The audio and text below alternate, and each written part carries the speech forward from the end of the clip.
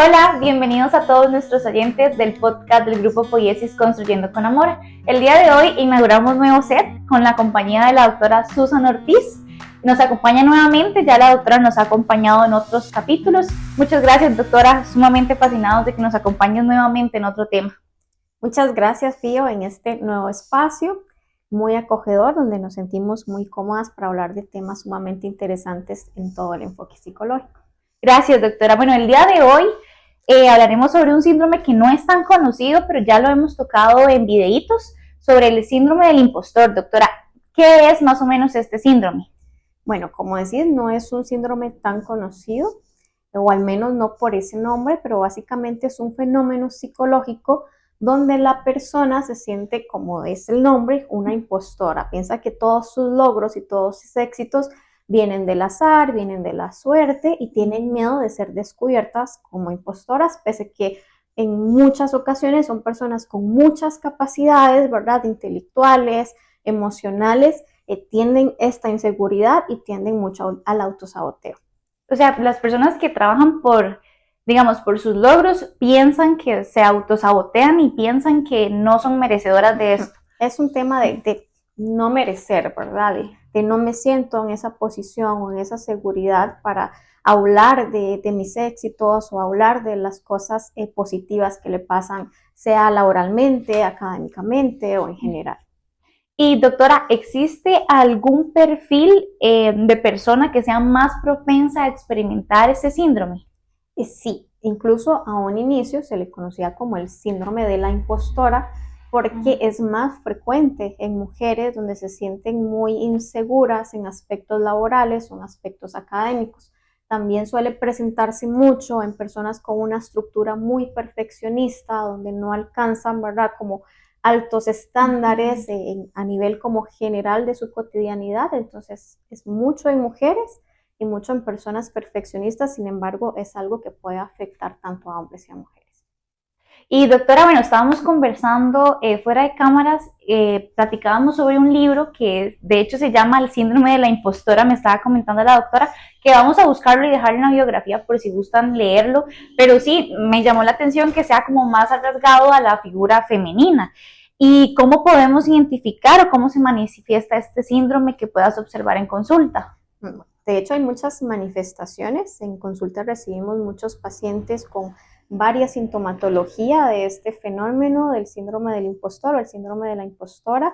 Les cuesta mucho recibir elogios porque se sienten como un fraude. Hay mucho perfeccionismo, se ponen estándares sumamente altos, lo que ocasiona como una ansiedad o una angustia constante por poder llegar, ¿verdad?, alcanzarlo sin nunca sentir que es suficiente, sea desde un aspecto laboral, sea desde un aspecto académico. No pueden identificar sus propias habilidades. Entonces sí, tiende mucho como a la angustia, tiende mucho al estrés y a un rechazo hacia cosas positivas que se les puede llegar a decir a las personas por miedo a ser descubiertas. Ya veo que son varias manifestaciones, doctora. ¿Y esto cómo se puede abordar en una consulta psicológica a nivel clínico como cognitivo-conductual, que es tu enfoque? Se puede abordar desde los diferentes enfoques: psicoanálisis, cognitivo-conductual, humanista. Desde mi enfoque, ¿verdad?, que es más como el cognitivo-conductual, el psicodinámico, primero que todo se va a abordar la sintomatología del paciente, identificar todos estos síntomas, tener más seguridad en este paciente, descolocarlo totalmente de un perfeccionismo y para poder avanzar en todos estos aspectos negativos que afectan de una manera significativa la cotidianidad y la parte laboral de los pacientes. Sí, doctora, y ya veo que no es solamente una sesión, porque muchas veces a nivel administrativo nos comentan que cuántas sesiones son necesarias para tratar ciertos tipos de síndromes o trastornos de personalidad y demás. Y en este caso no hay una sesión, o sea, no hay una cantidad de sesiones establecidas porque, como dice la doctora, tenemos que evaluar todo lo que es el proceso psicológico y también depende de cada persona su progreso. Correcto, Fío, sea hacia este tema o a cualquier otro, no hay un número específico de sesiones para un paciente. Son procesos largos, procesos continuos, donde se aborda de una manera integral al paciente, donde hay que abordar en historia de vida, abordar en patrones familiares que también tienen mucho que ver con el síndrome del impostor, el síndrome de la impostora. Se trabajan varias técnicas con el paciente, entonces sí, definitivamente no es un proceso corto o un proceso de un número de sesiones específicas, eso es como caso por caso, depende mucho del paciente, de la evolución del mismo, de cómo va, ¿verdad?, identificando todos estos síntomas. Se puede trabajar de un proceso gradual, de que él vaya identificando absolutamente todo lo que hemos nosotras conversado anteriormente y de seguir ciertas pautas en sesión para poder ver avances más significativos. Y doctora, la persona que presenta este síndrome, ¿cómo puede manejarlo día tras día? Sería mucho trabajando en la autocompasión de nosotros mismos, aceptando más elogios, dándonos nosotros mismos o nosotras mismas palabras de afirmación, ser comprensivos con nosotros mismos, descolocarnos del perfeccionismo. Funciona también llevar una lista o un registro, ¿verdad?, como de los pequeños logros que tenemos en el día a día o en la cotidianidad.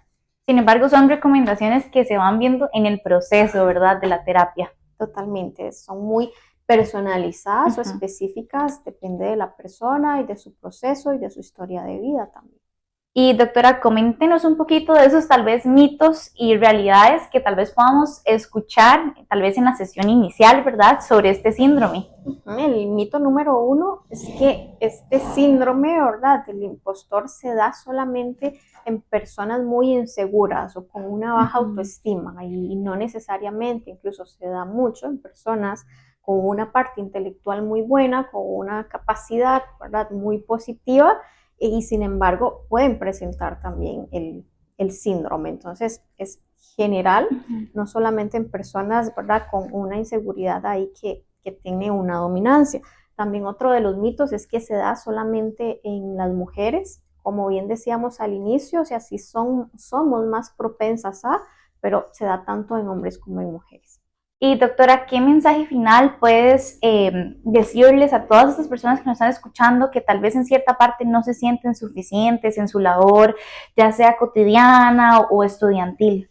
Y claro, Fío, primero que todo, quiero reconocer nuestro valor como persona, como profesional, como trabajador, trabajadora. No nos define como una persona egocéntrica, porque a veces tendemos, ¿verdad?, como irnos a un extremo de que si me doy validez o que si expreso un poco, ¿verdad?, de mis éxitos, de mis logros, no quiero que me perciban como una persona con un narcisismo muy elevado, con una persona, ¿verdad?, muy egocéntrica. Entonces, quitarnos también estos mitos y tener este valor de expresar todo aquello, ¿verdad?, de lo que nos sentimos orgullosos y orgullosas.